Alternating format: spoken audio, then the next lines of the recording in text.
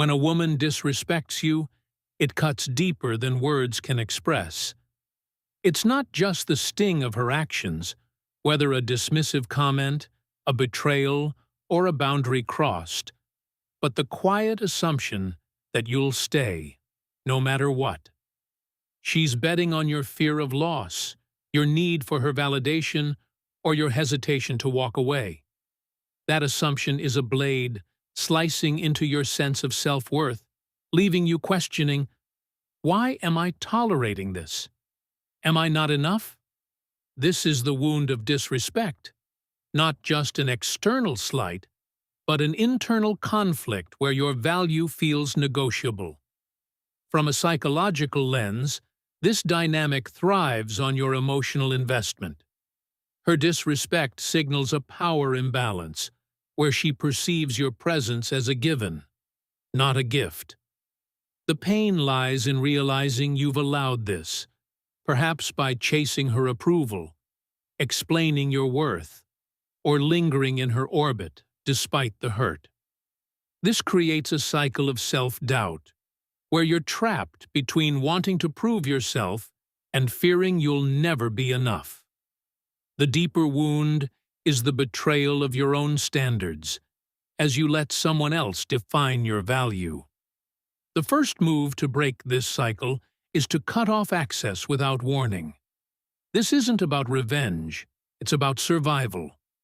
When you stay, arguing or pleading, you hand her the power to keep wounding you. By removing yourself, your time, your attention, your energy, you reclaim your emotional space. This act is jarring because it defies her expectation of your permanence. She's left grappling with the void of your absence, forced to confront her miscalculation. Psychologically, this disrupts her sense of control, planting the seed of regret, not because you've hurt her, but because she's lost something she underestimated. The second move is to level up quietly. Disrespect often leaves you stuck, replaying the hurt, wondering what you could have done differently. This stagnation is her victory. She expects you to remain the man she disrespected, frozen in her narrative.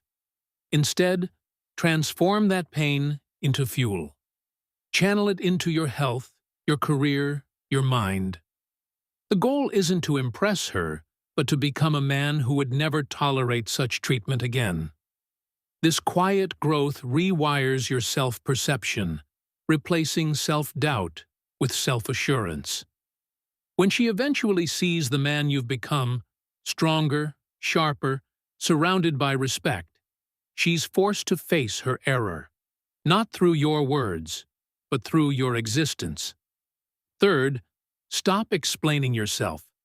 Every time you justify your boundaries or actions to someone who disrespects you, you're begging for their approval. This is a trap, feeding the cycle of self-doubt and powerlessness. Psychologically, explanations keep you tethered to her judgment, as if her opinion outweighs your reality. Instead, let your actions speak. When she asks why you've pulled away, a simple, "I'm focusing on my path," is enough. This refusal to negotiate your worth signals unshakable self-belief, a quality that commands respect from others and, crucially, from yourself. Fourth, redirect your energy to a better circle. The isolation after cutting ties can be deafening, tempting you to return to familiar pain. But staying in environments that tolerate disrespect, whether from her or others, reinforces the wound. Surround yourself with people who challenge you to grow, who value your presence, who reflect the standards you aspire to. This shift rewires your identity, making disrespect feel foreign. Her regret deepens not just because you left, but because you've entered a world where she no longer belongs. Finally, show zero emotional recoil. Disrespect often provokes a visceral urge to lash out, to show her how much she hurt you. But this hands her power, confirming she can still pull your strings. Instead, Cultivate stillness, a calm that says her actions can't touch your core. This isn't suppression, it's mastery. By refusing to react, you break her ability to manipulate your emotions, leaving her with nothing to grasp. Over time, this discipline becomes your armor, protecting you not just from her, but from anyone who tries to undermine your peace. Solution: the path out of this pain lies in reclaiming your agency. Disrespect thrives when you give others the power to define you. By cutting access, leveling up, refusing to explain, building a better circle, and mastering your emotions, you rebuild your self-worth from the inside out. This isn't about her regret, it's about your freedom. Start small. Set one boundary. Pursue one goal. Surround yourself with one person who lifts you up. Each step is a brick in the foundation of a life where respect is non-negotiable. Life is a delicate balance of connection and self-preservation, but certain people can tip that balance, draining your energy and clouding your clarity. These individuals, the complainer, the drama magnet, the naysayer, the victim, the toxic positivist, the manipulator, and the time vampire, aren't just annoyances. They're psychological weights, pulling you into their chaos or doubt. Each interaction chips away at your inner peace, leaving you exhausted, questioning your path, or feeling responsible for their burdens. As a psychologist, I see this as a universal struggle. The tension between wanting to connect and needing to protect your mental space. The complainer's negativity is a slow poison. Their endless grievances about work, life, or trivialities seep into your psyche, making optimism feel like a chore. You might try to stay positive, but their complaints linger, eroding your resilience. Psychologically, this is emotional contagion. Their mood becomes yours. The pain lies in feeling drained, as if your energy is being siphoned without your consent. To counter this, limit exposure or mentally detach during their rants. Picture their words as a storm passing over your calm center. Steer conversations toward solutions, not problems, to protect your emotional reserves. The drama magnet pulls you into their chaos, turning your life into a battlefield of their conflicts. Their crises feel urgent, seductive even, but soon you're entangled in disputes that aren't yours. The hurt here is the loss of control, your peace sacrificed to their storms. Reflective listening can help. Mirror their emotions without taking sides, preserving your neutrality. If that fails, selectively withdraw. By prioritizing your time, you reclaim your life's narrative, refusing to be a supporting actor in their drama. The naysayer's doubt is a thief, stealing your confidence. When you share your dreams, a new career, a creative pursuit, they list every reason you'll fail. Their words plant seeds of self-doubt, making your vision feel fragile. The pain is in the betrayal of your trust, as their skepticism mirrors your inner fears.